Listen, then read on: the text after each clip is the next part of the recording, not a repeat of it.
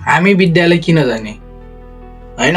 विद्यालय भनेको यस्तो ठाउँ हो जहाँ पैसा मास्टरहरूले खाने गर्छन् र हामीलाई 100 मा 5% मात्र उनीहरूले हामीलाई ज्ञान दिन्छन्। साथीहरू, यस बारेमा आज हामी छलफल गर्नेछौँ। सम्पूर्णमा नमस्कार साथीभाइहरू। यदि मेरो च्यानलमा फेरि नयाँ हुन्छन् सब्स्क्राइब गर्नु होला। र आज चाहिँ हामी केसको बारेमा छलफल गर्छौँ भने हामी विद्यालय किन जाने हैन। हामी विद्यालय किन जानु पर्ने रहेछ भन्दाखेरि सर्वप्रथम त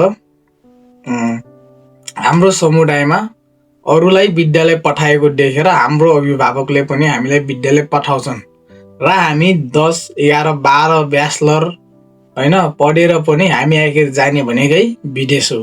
त्यसैले चाहिँ हामी पढ्नु भनेको चाहिँ शिशुदेखि 8 तक पनि पढ्दैन। हामीले बस क ख र अ जाने पुग्छ हामीलाई हैन। अनि इङ्ग्लिस बोलाउन जाने पुग्छ, बस त्यति नै हो। त्यो भन्दा अरू केही चाहिदैन हामीलाई। र हामी विद्यालय किन जान्छौँ त? कुरा त म त खास गरी किन जान्छु भन्दाखेरि हैन, म मेन कुरा त म मेरो विदेश जाने मेरो भिसा लानको लागि उमेर नपुगेको कारणले बस टाइम पास गर्नको लागि विद्यालय जान्छु हैन।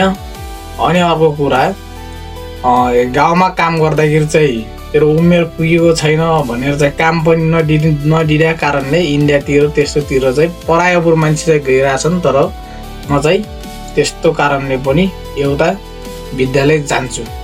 अनि तपाईँहरू चाहिँ के कारणले जान्नुहुन्छ स्कुल तल कमेन्ट गर्नु होला।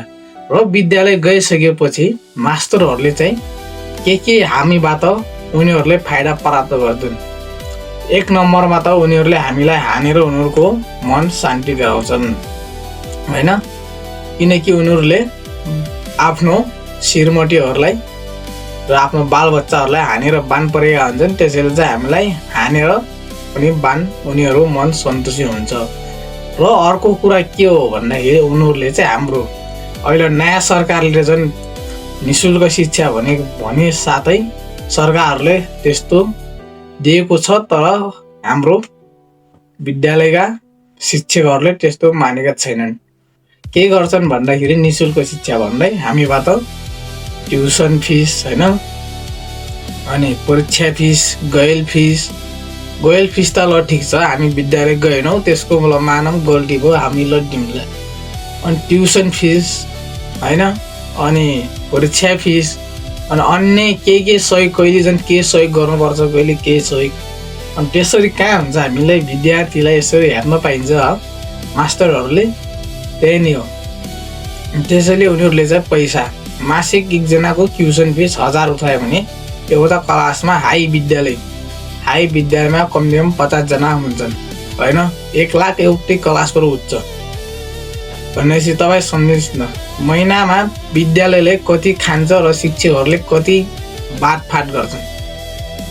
त्यस्तो छ। त्यसैले हामी विद्यालय जानु हुँदैन भन्दै आजको टपिक केही एन्ड गर्न चाहन्छु। हिजोको भिडियोमा चाहिँ तपाईँहरूले धेरै माया गरिदिनु भएको थियो।